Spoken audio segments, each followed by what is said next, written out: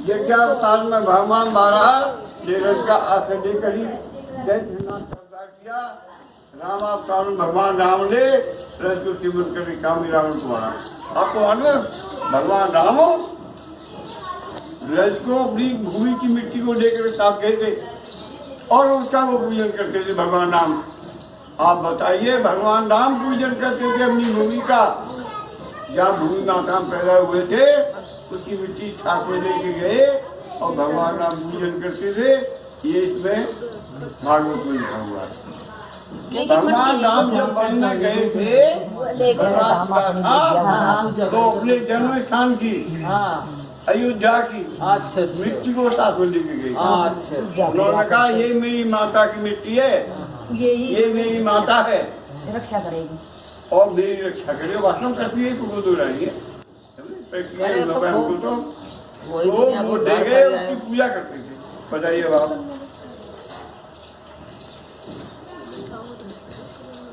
भगवान अवतार भगवान 12 रथ का आसन लेकर ही दैत्य के हिरण्याक्ष को मारा था। रामावतार में भगवान राम ने भी रथ का सेवन करके अपनी रावण का उद्धार किया। और कृष्णावतार में तो स्वयं भगवान श्री कृष्ण ने अपने मुख से वर्णन किया। उन्होंने खाई खाई भैया मेरे मालूम जाएगा। हाँ ना वो हाँ ना वो किसन हाँ ना खाई आप अभी आ गया। सुनो मुक्ति कहे गोपाल से, मुक्ति कहे गोपाल से, तो मेरी मुक्ति बताए। मुक्ति कहे गोपाल से तो मेरी मुक्ति बताए। ब्रज रज उड़म तक लगे तो मुक्त मुक्त हो जाए। मुक्ति कहे कि गोपाल से कन्हैया से तो भाई मेरी मुक्ति में तो बताओ तुम, मेरी मुक्ति तो वो कह रहे हैं ब्रज की रज अगर तेरे मस्तक पर बढ़ जाए तो तेरी मुक्ति है। बताओ इतना महत्व है ब्रज का, इतना महत्व है। उसके कर्ण में भी भगवान का वास होता है। कन्हैया नंगे पैर डोलो दुनिया में,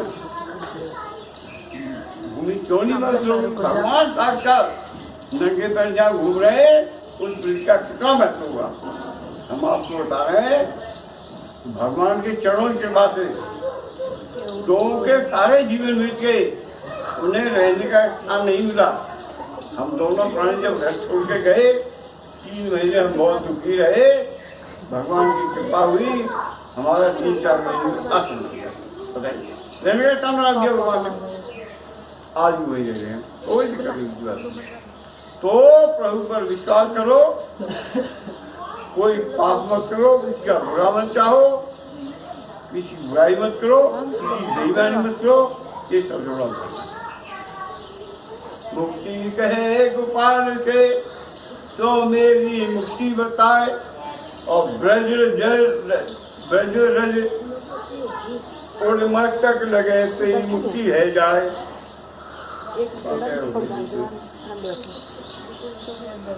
एकदा इसलिए ब्रज की बड़ा ही महत्व है। ये बड़े बड़े देवता ऋषि मुनि आज राजा करते, देवता भी ब्रज की राजा करते। एकदा गृहदासी उसी यशोदानंद गेहिनी कर्मांतर नियुक्तासु निर्मंत्रणं स्वयं दधिं याने यानीय गीतानि दद्दार्चतानि च दधि निर्मते काले श्रीमंती तानि गायतः।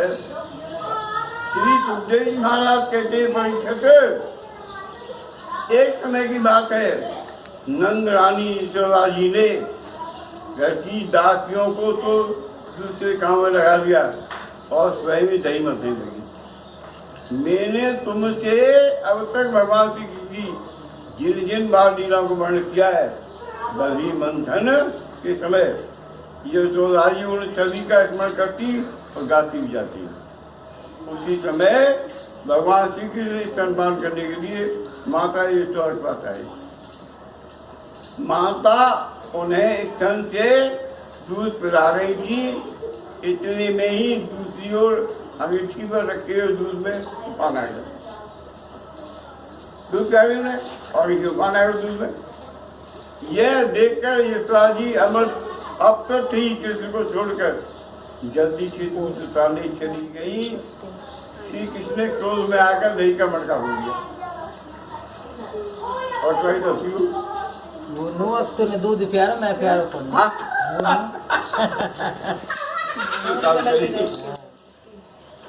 दही का मटका फोड़ दिया और दूसरे घर जाकर अकेले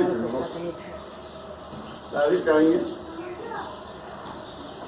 बासी माखन खाने लगा। यशोदा जी दूध को उतार कर फिर वापस आई तो देखा के मटके के टुकड़े टुकड़े हो गए। ये समझ गई कि मेरे दादा की सब इधर उधर ढूंढने पर पता चला कि श्री एक उल्टे हुए घर पर खड़े और माखन लेकर बंदरों को खिला रहे। यशोदा जी श्री कृष्ण का हाथ पकड़ उन्हें डराने धमकाते लगी। फिर उन्होंने विचार किया कि इसको एक रस्सी से बांध देना चाहिए। जब माता यशोदा इन्हें रस्सी से ऊपर से बांधने लगी तब वह दोनों छोटी पड़ गई। तब फिर दूसरी रस्सी लाई, वह भी दोनों छोटी पड़ गई। तीसरी लाई वो भी छोटी पड़ गई। चौथी लाई वो यशोदा जी ने घर की सारी रस्सियां जोड़ डाली। बांधने चली। भगवान श्री कृष्ण ने देखा कि मेरी मैया माँ पति से दर्द हो रही है और थक गई है, अब तो मुझे बन जाना चाहिए। तब कृपा करके स्वयं ही अपनी माँ के बंधन में बन गए। इसके बाद नंद रानी तो घर के काम काज में लग गई और उखंड में बने हुए भगवान श्यामचंद्र ने उन दोनों अर्जुन वृक्षों को मुक्ति देने की सोची। पहले यमराज कुबेर के पुत्र थे ये जो पेड़ खड़े थे, पेड़ खड़े थे, दो पेड़ खड़े थे। पहले यमराज कुबेर के दो पुत्र थे, इनके नाम थे नरकुबर और मणिदेव। इनका घमंड देके देव की नाने ने सुखदेव जी कहते महाराज परिचय नरकुबर और मणिग्रेव गणाक्ष कुबेर के लड़के थे और इनकी गिनती भगवान रुद्र के अंचलों में भी मान जाती। इससे घमंड बहुत बढ़ गया था। एक दिन ये दोनों मंदाकिनी के तट पर बावली मदरा पीकर मधु तक को बहुत ही स्त्रियों के साथ जल में घुस के पीड़ा करेंगे। संयोग बस उधर से देवऋषि नारद जी आ निकले। देवऋषि को देखकर वह तीन अप्सराओं ने घर पर बस पहन लिए और यक्षों ने कपड़े नहीं पहने। जब नारद जी ने देखा कि ये देवता के पुत्र होकर मुझसे अंधे हो रहे हैं तो उन्होंने अनुग्रह करने के लिए चाप दे दिया और कहा तुम ऐसे और मुझसे अंधे होकर अपनी वर्ष में रहने वाले क्रूर पुरुष अपने नाशमान शरीर को अगर मान बैठते हो, बताओ तो सही ये शरीर किसी संबंधी है। अन्य दे के पालने वाले की या करवान करने वाले की पिता की शरीर तो मेरी पीठ में माता की। अब तो नाना किया नाना की बलवान की बल पूरे से काम करा देना ही अथवा शरीर रहने वाले का संधे हो रहे हो। इनकी आंखों में जुटी डालने के लिए पिता की सबसे बड़ा अन्य है। क्यों दर्द ये देख सकता है कि पानी मेरे देते हैं जिनसे एक बार कांटा जाता है नहीं चाहता किसी और पानी करता। धनी पुरुष के तीन दोष होते हैं, धन का अभिमान और धन की तृष्णा। दर्दी पुरुष में पहले के दो नहीं होते, केवल तीसरा ही दोष होता है। जब वे दोनों वृक्ष योनि जाने के योग्य वृक्ष योनि में इन्हें भगवान की स्मृति हो जाएगी। परीक्षक भगवान श्री कृष्ण ऊपर से बने हुए थे, धीरे धीरे उखड़ के साथ ही दोनों वृक्ष योनि में जाते।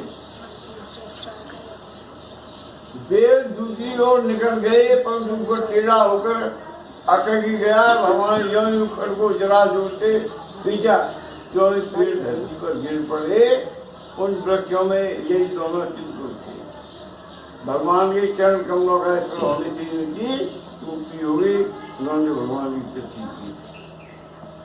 नमं परम कल्याणम नमं परम मंगलम वासुदेवाय शांताय यदुनापते नमः। अनुजानी हम भुवते वाणचर किंकरो दर्शन नो भगवतम राशि जनुरासु। उन्होंने कहा हे परम कल्याण करो, आपको नमस्कार है। हे परम मंगल साधन स्वरूप आपको नमस्कार है। हे परम शांत करके निवास एवं विहार करने वाले यदुवंशी श्रोमणी आपको नमस्कार है। हे अनंत आपके दास अनुसार आपके चरणों में विनती करते हैं। भगवान देव जी नाम के अनुमति हम अपराधियों को आपका दर्शन प्राप्त हुआ। परीक्षित भगवान श्री कृष्ण परमात्मा है, उन्होंने अपनी अस्थि प्रदान कर अपने घर जाने कर दिया। तब वे दोनों प्रभु के चरणों में प्रणाम करके अपने घर को चले गए। सुखदेव महाराज कहते हैं परीक्षित, जब नंद बाबा और बड़े बूढ़ों ने देखा कि गोकुल महामुनों बड़े बड़े उत्पाद होने लगे, तो उन्होंने इकट्ठे होकर विचार किया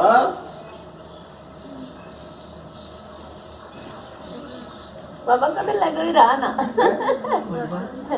टाइम देख लियो, कद लगे ही रहा ना। और अब टाइम तुम देखो, मैं क्या देख रहा आगे छोड़ देखो। रोटी बनाओ मैंने रोटी बनाओ और अच्छा मैं अभी थोड़ा पढ़ लूँ तब मेरा ध्यान फिर यही रहता है। फिर सोरन खिला रही थी, एक मिनट भी हटता है। सुबह तो था मैंने सोवो थी। अब भाई साहब खाना खाएगी आपका चिंता में तुम लोग देख लिए और बाबा भूख तो लगे उन्होंने बस बाबा। अब हमें क्या करना चाहिए, उनमें से अपना नाम को अपने साथ दिया तो नाम के बने छोटे छोटे बड़े बहुत नई नई पहले चलना चाहिए। ऐसे बाबा ने बूढ़े बड़े मुखियों ने और सब ग्रामीण को छोड़ भरकर ताज स्वयं अपने पत्नी को साथ लेकर परिणाम के लिए रवाना हुए। यहाँ पहुंचकर उन्होंने योगी स्थान बना लिया। राम और श्याम थोड़ी दिनों के समय आने पर बच्चे चढ़ाने चले गए। बाकी बजाते इस प्रकार की बाजीरा करके एक दिन की बात है, श्याम और बना उठे सरकार बागवानों के साथ यमुना जी के तट पर बच्चे चढ़ा रहे थे। उसी समय एक दैत्य उन्हें मारने के लिए बच्चे का रूप धर के पैसों के घर में मिल गया। सीधी आंखों में इशारे से बदलाव को दिखाते हुए थे। उसके पास पहुंचे भगवान जी ने पूछे था, उसके दोनों पीछे पैर पकड़कर आकाश की वृक्ष को पट दिया। मरजान में उसका लंबा संगना दैत्य शरीर बहुत की वृक्षों को गिराकर स्वयं गिर पड़ा। ये देखकर बाल वालों का आश्रय सुनाने लगी, बहावा करके विश्राम करने लगे। बस एक दिन की बात है, कई बाबा अपने घरों में पानी पिलाने के लिए जलाशय पर गई थी। वहाँ पर उन्होंने एक बहुत बड़े जीव को बैठे हुए देखा, भी डर गए। वह बक नाम का एक बड़ा भारी असुर था जो गौरी का रूप धारण किए करके वहाँ आया था। उन्हें झटपट श्री जी को निकल दिया। भगवान श्री जी जब उसके तालू के नीचे पहुँचे तब वे आग के समान उसकी तालू को जलाने लगे। अतः उस जैसे सीधी शरीर को बिना किसी प्रकार के हाव की झटपट कर दिया और बड़े को उसे अपनी कठोर चौंध पर चौंध करने के लिए टूट पड़ा। भगवान श्री जी ने अपने दोनों हाथों से उसके दोनों होठ पकड़कर बाल वालों को देखते खेल में उसकी डाला। जिससे बड़ा आनंद हुआ। आनंद बन के उस से भगवान श्री जी पर बचा की ये सब देख बाल वालों ने आकर सीमा रही। ये बकासुर पूजन में गुरु दैत्य का पुत्र था। एक दिन वशिष्ठ जी मुनि के आश्रम पे ब्राह्मण का भेद धारण करके उनकी होम जरूर नंदिनी को लेने के लिए उद्देश्य गया था। तो वहाँ पर नंदिनी ने उसे बछड़ा बन जाने का शाप दे दिया था। बकासुर पूजन में अग्नि नामक का दैत्य था, उसका नाम था उत्कर्ष। एक दिन वह गंगा सागर संगम पर जांजलि मुनि की पर्णशाला के पास जाकर मछलियाँ पकड़ने लगा। मुनि ने मना किया पर उसने उसकी नहीं बात मानी तो मुझे उससे भूल कर तब ले गया। तथा विसर्जन होते है विदा होती मान जो जन यहाँ से आयो ता पर करो प्रयाण